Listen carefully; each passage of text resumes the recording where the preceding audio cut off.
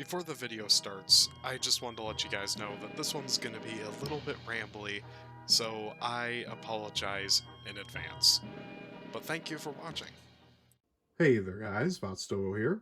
Today I have got for you a video that I've been planning on making for a couple months. If you've been following the channel for a little while, you'll probably remember these as the Leather Unknowns. They were a pretty awful mystery mask, which there was not really anything known about them. But you may have also noticed that I'm using past tense, because a few months ago, I went and put in a lot of research and actually came up with some history. During the 1921 Milwaukee Safety Exhibit, F.A. Hardy and Company, a business that specializes in optical apparatuses, unveiled what they called the Hardy Gem Respirator. These were, well, essentially the just nose cup of the classic Leather Unknown that we all have seen in the last one. Here's one here, actually. As you can see, it has no goggles.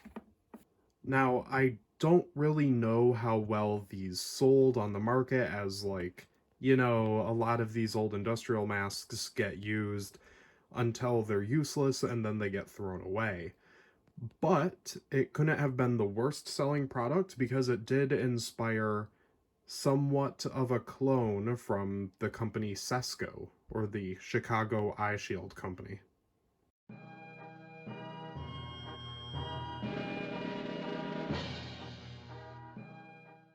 At some point, though, the Hardy Gem Respirator would be pulled off of the market and, well, basically replaced with the versions that we are all familiar with that have the goggles built in.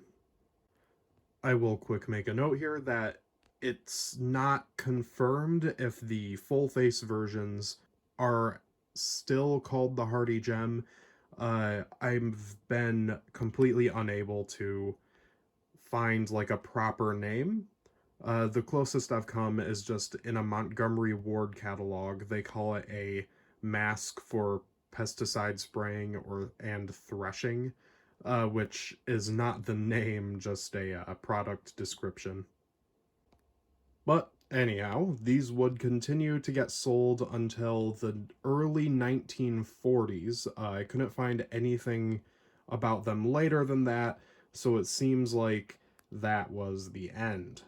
Well, that's all there is to say about the history of the Leather Unknowns, so why don't we take a look at the original Hardy Gem?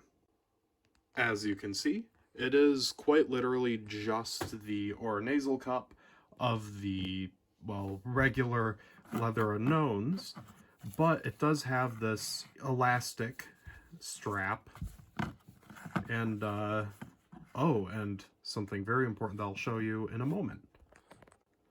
Now that I've got my light pointed at it, you can see that the original Hardy Gems have this really gorgeous leaf pattern just embossed into the leather. Every single leather component has this, and it's completely unnecessary, but it is really, really cool. So, on the inside of the mask, you can see that it is, well, just empty. I would like you to take a special note of these rivets here. Oh, and something I forgot to mention is, here, this little tube area, you can actually kind of see it at the top, there is a metal wire that allows you to squeeze the face piece to fit your, well, face more closely. Oh, and one more thing to show on the Hardy Gem is this buckle. Remember it, it will be important later.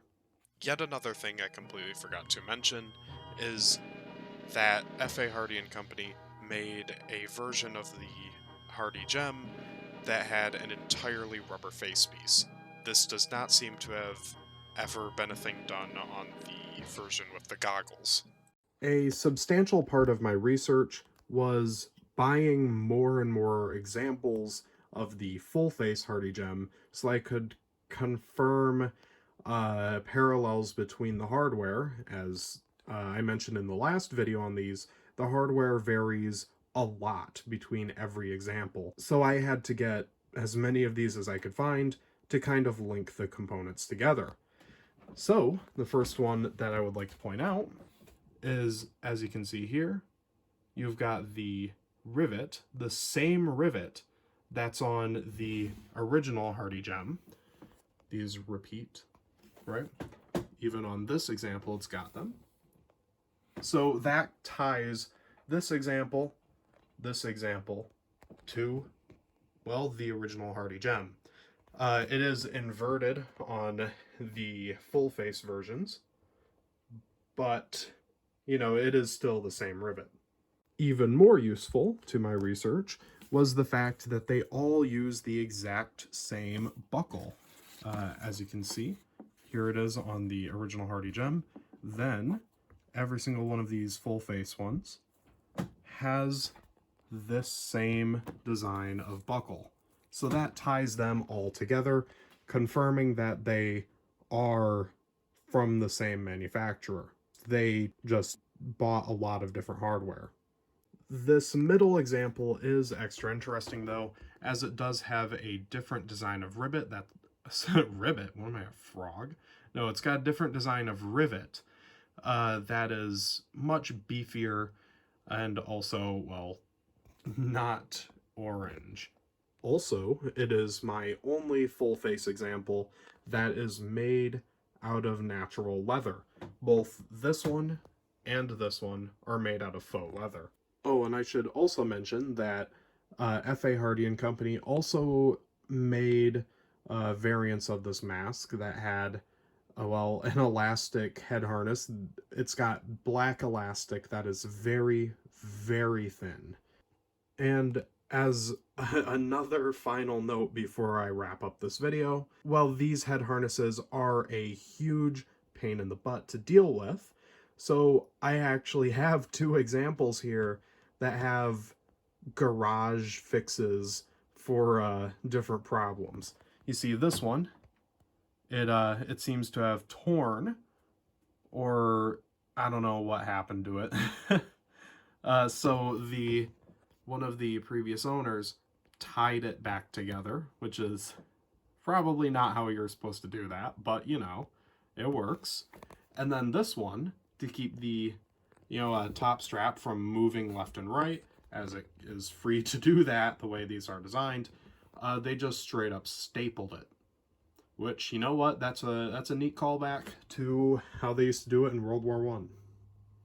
That's pretty much all there is to say about these. Well, last time I did a video on these, or maybe it was the video for my